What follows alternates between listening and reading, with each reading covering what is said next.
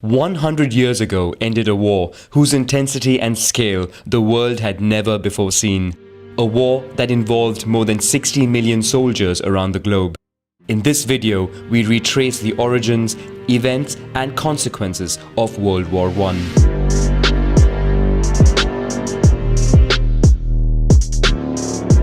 To understand the origins of World War I, we start in 1871 at the end of the Franco-German War between the French Empire and the Confederation of North Germany, allied with the German states of the south. After 6 months of fighting, France is defeated and the victors unite to form the German Empire. Alsace and Moselle are annexed to the new empire, frustrating the French side. In the following years, Germany would greatly advance its industry and economy. The country also builds alliances, first with the Austro-Hungarian Empire and then with Italy, which is frustrated by France colonizing Tunisia. The three form the Triplice or Triple Alliance. Growing in power and status, Germany begins colonizing African territories. For its part, France allies with the Russian Empire and signs a secret pact of non-aggression with Italy, thus avoiding a second front in case of war. The British Empire fears the rise of the German army, more specifically of its navy. Britain comes out of isolation, moves closer to France and then to Russia. Together, they form the Triple Entente. In the Balkans, the Austro-Hungarian Empire annexed Bosnia and Herzegovina, much to the displeasure of neighboring Serbia, which dreamed of one day uniting the South Slav people. This project appeals to Russia, which diplomatically allies itself with Serbia. On June 29, 1914, a young Serbian nationalist from Bosnia murders the heir to the throne of Austria and his wife in Sarajevo. Austria-Hungary accuses Serbia of having organized the attack and, despite Russian threats, declares war the following month.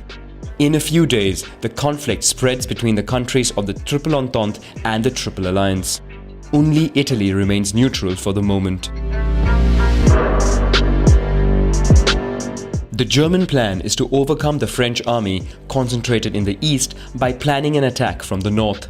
To achieve this, Germany invades Luxembourg and Belgium in violation of their neutrality in the conflicts. The French, British and Belgian armies are forced to retreat. Fearing the capture of Paris, the French government moves to Bordeaux, but the German army turns away from the city to continue surrounding the French army. They are then attacked on the flanks by the Army of Paris, which forces them to retreat further north, marking the failure of the Schlieffen Plan. The new German objective is to take over the strategic ports of Calais, Dunkirk and Boulogne to cut British supplies. The inferior Belgian army cannot resist the German advance. In the plain of Yser, the choice is then made to open lock gates to flood the polders. With the German army stopped in their tracks, the front line is etched out with the construction of 700 kilometers of trenches, stretching from the North Sea to Switzerland. With the war front lines stabilized in the west, Germany sent its troops to the east to fight against a Russian offensive, which puts pressure on Austria-Hungary.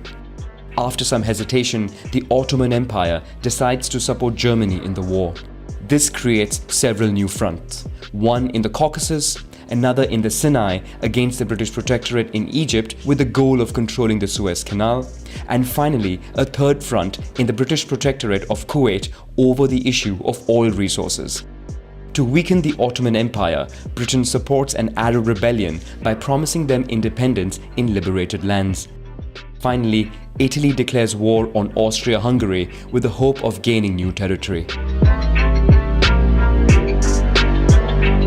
In Asia, Japan went to war against Germany and seized its colonies in the Pacific and China.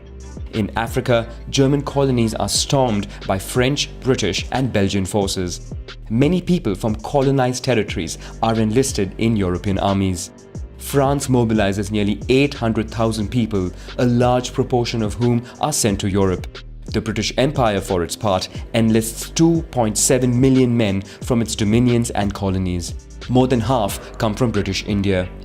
In the Balkans, Bulgaria goes back to war alongside the Central Empires. The country has a great territorial appetite and wants to expand in all directions. Serbia is attacked on two fronts and is quickly invaded. In the West, Germany continues with military innovations. It becomes the first to organize aerial bombardments carried out by Zeppelin airships. London and Paris are regularly attacked. The Air Force is initially used for tracking and reconnaissance, but planes are quickly fitted out with machine guns, resulting in the first aerial battles. In another first, Germany launches submarine wars in British territorial waters, sinking ships it encounters. Finally, in the trenches, both sides use toxic gases that cause many casualties. Despite some attempts to find breakthroughs, the front lines of war remain fixed, at great human cost. In the trenches, soldiers who survive the fighting are forced to live in harsh conditions. Mud, vermin, rats, and the smell of decaying corpses put their nerves to the test. In the spring, the French side begins mutinies that would be suppressed. Germany also tires of the stalemate. The country is now focused on war on the economic front and sends its submarines to the Atlantic to sink all kinds of ships, even commercial ones, heading to the United Kingdom. Exhausted by war, Russia suffers more than 1.7 million military casualties. Morale is at its lowest point on the front lines and among the public. Then takes place a short revolution that brings down the regime of the Tsars. At the same time, the United States of America finds itself becoming a victim of the commercial blockade in the Atlantic. They decide to go to war alongside the Allies. In Russia, a second revolution allows the Bolsheviks to come to power, who immediately sign a ceasefire with the Central Empires. With the Russian front under control, Germany concentrates its troops on the west. The country succeeds in a breakthrough in the trenches and approaches Paris, which it bombards. But the German army moves too fast to the south. The French army counterattacks and disintegrates German defenses. In panic, German soldiers retreat to the north. From this moment, the Allies lead on all fronts. In Germany, mutinies and a revolutionary wave force the emperor to abdicate and allows the signing of the armistice, marking the end of the Great War that kills more than 18 million people. On June 28, 1919, a peace treaty is signed at Versailles.